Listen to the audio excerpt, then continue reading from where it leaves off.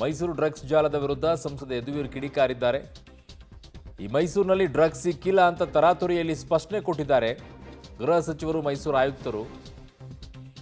NCB ಅಧಿಕೃತವಾಗಿ ಕೋಟ್ಯಾಂತರ ಮೌಲ್ಯದ ಡ್ರಗ್ಸ್ ಜಾಲ ಬಯಲು ಮಾಡಿದೆ. ರಾಜ್ಯ ಪೊಲೀಸರ ಮೇಲೆ ಅನುಮಾನವನ್ನ ಈಗ ಸಂಸದರು ವ್ಯಕ್ತಪಡಿಸಿದ್ದಾರೆ.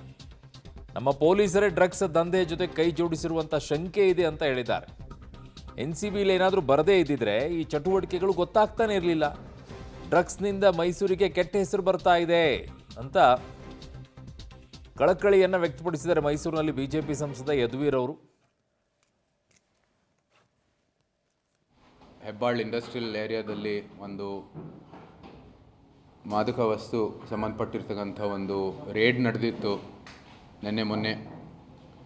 ಕೂಡಲೇ ಕಮಿಷನರ್ ಅವರು ಮತ್ತು ಗೃಹ ಸಚಿವರು ಕೂಡ ತಮ್ಮ ನಿಲುವನ್ನು ಕೊಟ್ಟರು, ಅಥವಾ ಅದರ ಬಗ್ಗೆ ಒಂದು ಮಾಹಿತಿಯನ್ನು ಕೊಟ್ಟಿದ್ದರು. ಇದು ಯಾವುದೇ ರೀತಿ ಮಾದಕ ವಸ್ತುಗಳು ಇಲ್ಲಿ ಸಿಕ್ಕಿರಲಿಲ್ಲ ಅಂತ ಅವ್ರು ಕೊಟ್ಟಿದ್ದರು. ಬರೀ ಫಿನೈಲ್ ಮ್ಯಾನುಫ್ಯಾಕ್ಚರಿಂಗ್ ಘಟಕ ಇದು, ಮತ್ತು ಯಾವುದೇ ರೀತಿ ಡ್ರಗ್ಸು ಇಲ್ಲಿ ಪತ್ತೆ ಆಗಿಲ್ಲ ಅಂತ ಹೇಳಿದ್ರು. ಅದರ ಆಧಾರ ಮೇಲೆ ನಾವೆಲ್ಲರೂ ನಮ್ಮ ಟ್ವೀಟ್ಗಳು, ನಮ್ಮ ಘೋಷಣೆಗಳು ನಾವು ಕೊಟ್ವಿ. ಒಂದಂತೂ ಸತ್ಯ, ಇಲ್ಲಿ ಮೈಸೂರು ಏನಕ್ಕೆ ಡ್ರಗ್ಸ್ಗೆ ಸಂಬಂಧಪಟ್ಟಿರ್ತಕ್ಕಂಥದ್ದು ಯಾವುದೇ ಒಂದು ಪ್ರಕರಣ ಇಲ್ಲಿ ಎಲ್ಲನೂ ಕೂಡ ಮೈಸೂರು ಕಡೆಗೆ ಬರ್ತಾಯಿದೆ ಅಂತ ನಮ್ಮೆಲ್ಲರ ನಿಲುವನ್ನು ಕೊಡ್ತೀವಿ.